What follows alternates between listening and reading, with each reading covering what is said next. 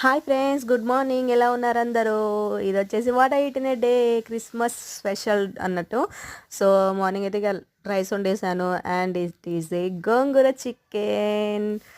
Actually నిన్న పిల్లలకి holidays కదా ఫ్రెండ్స్, సో లేట్గా లేసాము. సో బ్రేక్ఫాస్ట్ అనేది ఏమీ చేయలేము, డైరెక్ట్ లంచ్ ప్రిపేర్ చేశాను అనమాట. సో నాకు ఎందుకో గోంగూర చికెన్ తినాలనిపించింది. సో నేనైతే ఫస్ట్ టైం వండాను ఫ్రెండ్స్ గోంగూర చికెన్. అఫ్కోర్స్ మా హస్బెండ్ వండినప్పుడు తిన్నాను, బట్ నేను వండడం మాత్రం ఫస్ట్ టైం. పర్లేదు, బాగానే ఉంది టేస్ట్.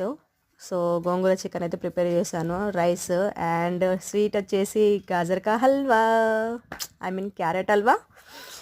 చాలా ఉంటుంది ఫ్రెండ్స్. బట్ నేను ఇక్కడ హైదరాబాద్లో దొరికే ఆరెంజ్ క్యారెట్ కాకుండా సీజనల్ క్యారెట్ ఉంటుంది కదా ఫ్రెండ్స్, రెడ్గా పొడవుగా, ఆ క్యారెట్తో మాత్రమే చేస్తాను నేను. అండ్ ఇయర్లీ వన్సే, ఎందుకంటే ఈ డిసెంబర్లోనే ఆ క్యారెట్ ఉంటుంది కాబట్టి ఓన్లీ ఇయర్లీ వన్స్ ఆ క్యారెట్ తీసుకొని కంపల్సరీ ఇలా హల్వా అయితే చేస్తాను. సో టేస్ట్ అండ్ నైట్ వచ్చేసి పూరీ చేశాను ఫ్రెండ్స్. సో మధ్యాహ్నం లంచ్ రైస్ చికెన్ తినేసాము అండ్ ఈవినింగ్ ఏం స్నాక్స్ అని తీసుకోలేదు. ఇంకా నైట్ అయితే పూరి చేశాను. అండ్ మేము చెప్పాను కదా డైట్లో ఉన్నాము అని చెప్పేసి, నైట్ రైస్ అస్సలు తినట్లేము, చపాతీలు రొట్టెలు అవే తింటున్నాము. బట్ ఇంకా నిన్న ఫెస్టివల్ కదా, మనది కాకపోతే ఎవరిదో ఒకరిదైతే ఫెస్టివల్ కదా, సో అందుకని ఇంకా పూరి అండ్ చేశాను.